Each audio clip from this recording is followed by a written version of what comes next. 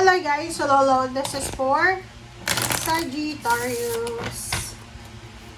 Sagittarius. Okay, tingnan natin.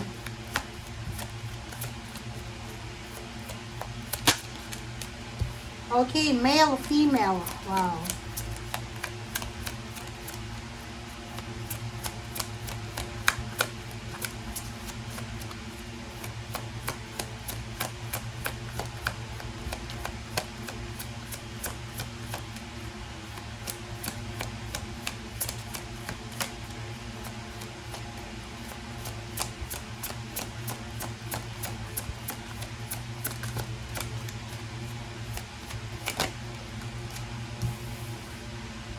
OMG.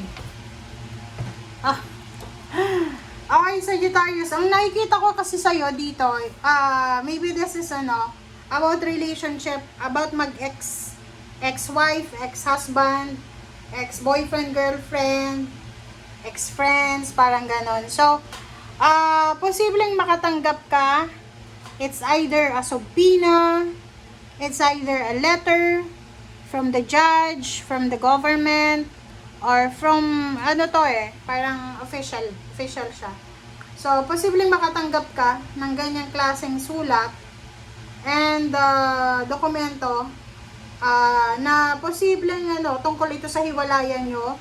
Kung may anak kayo, kung nasa iyo ang anak mo, posibleng gustong kunin ng ex mo yung custody ng anak mo. Parang ganon.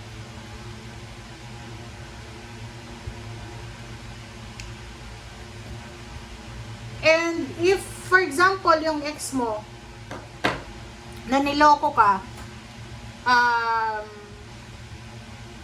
gusto makipagbalikan sa'yo, ang sabi ng baraha sa'yo dito, nako, mag-iingat ka.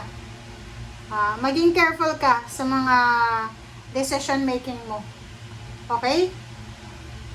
Tagas nyo guys. Kasi ito, usapin to ng mga taong naghiwalay na. Usapin ito ng mga taong ayaw na sa bawat isa.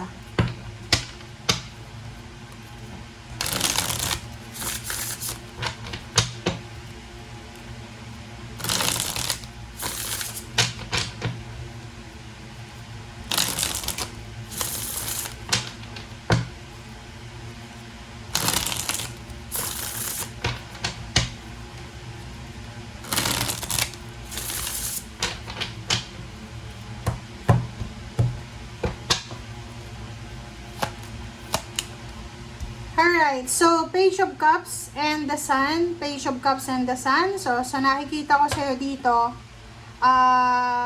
there's an incoming happiness na nagbabadya, na papasok sa buhay mo. Okay? So, kaya nga sabi ko sa'yo dito, kung gustong bumalik ng ex mo, lalo kung niloko ka niyan, huwag mo nang babalikan. Kasi, may naka-destiny talaga sa'yo eh. There's a parang destined, incoming, new relationship na posibleng siya yung magdadala ng talagang happiness sa'yo. Kaso lang, yun ang problema sa'yo. Kasi baka sobrang in love ka sa ex mo, kung kaya't kahit kailangan mo nang mag-move on, wala eh, ka pa rin eh. Pinipilit mo pa rin na makipagbalikan sa kanya. Parang ganun. Two of Swords, yun, sabi ko sa'yo eh. So yun, pwedeng makatanggap ka ng sulat or email, chat, call from your ex or from someone na nanakit sa'yo. Tapos konting panguutulang sa'yo, makaka-recover ka na sa pain and heartaches mo. Ewan ko sa'yo, Sagittarius. Queen of Cups, Ten of Swords. Diba? Sabi ng baraha sa'yo dito, etong taong ito na gustong bumalik sa buhay mo, gustong makipagbalikan, siya yung nanakit sa'yo eh. 'Di ba? Trinidor ka niya ng harap-harapan, talikuran. Pwede siyang water sign, Pisces, Scorpion, Cancer. Mag-iingat ka kasi ginawa niya na yan dati, gagawin at gagawin niya yan ng paulit-ulit. Pwedeng magta-travel ka. Maybe you're planning to travel, to relocate para magsimula ng bagong buhay. So, yung Six of Swords dito, sinasabi ng barahan na yon, gusto mong lumipat ng trabaho, gusto mong lumipat ng place of work or place of residence. Kasi, yon, gusto mong lumipat para makapagsimula ng bagong buhay.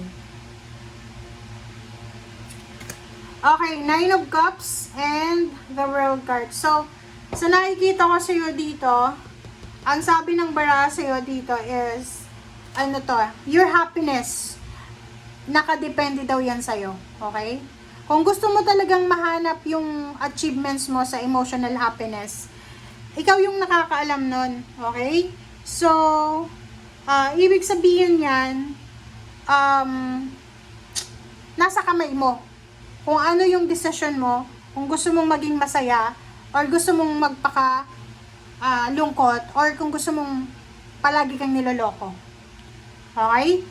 So, Page of Cups and Queen of Cups, sinasabi ng bara sa'yo na siguro sa ngayon, hindi natin, parang hindi mo maiiwasan na may mga magre-reminisce ka ng past relationships mo, ganyan, ganito.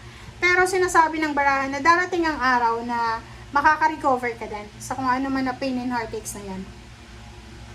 The Sun and Ten of Swords. So, dito naman sa The Sun and Ten of Swords, sinasabi na you need to prioritize your own happiness. You need to prioritize and move on na. Parang ganon. Kasabay ng pag-move on, patawarin mo yung sarili mo, patawarin mo yung gumawa ng masama laban sa'yo, and then yun, be happy. Okay? Trabaho ang rason, Sagittarius. Trabaho ang rason kung bakit kailangan mong mag-travel, kung bakit kailangan mong umalis. Kaso lang, yun na nga, zero the fall, sinasabi ng barahan na hindi ka sigurado, hindi ka pa sigurado sa kung ano man yan na gusto mong gawin. Pag-aralan mo munang mabuti, huwag kang magpadalos-dalos. Pag-aralan mo kung ano yung mga dapat mong gawin. Okay? And dito sa Four of Cups na to, sinasabi ng baraha dyan na Four of Cups, Nine of Cups, kung nag-aantay ka, diba? Halimbawa, nag-aantay ka ng tamang panahon para maging masaya, tama yun. Kasi hindi mo kailangan ipilit ang sarili mo. And hindi mo rin kailangan na mag-sacrifice. Okay? Para sa kaligayahan ng ibang tao. King of Swords and the World card. So, sabi ng baraha sa'yo dito, pag kailangan na ng closure, kailangan na talaga. Pag ayaw na sa'yo, wag mo nang pilitin. Wag mo nang isiksik ang sarili mo. Pag nasira na.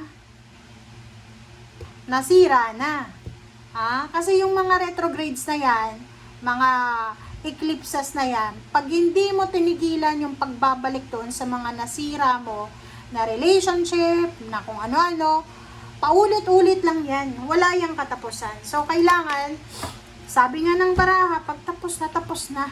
Okay? Thank you guys. Bye!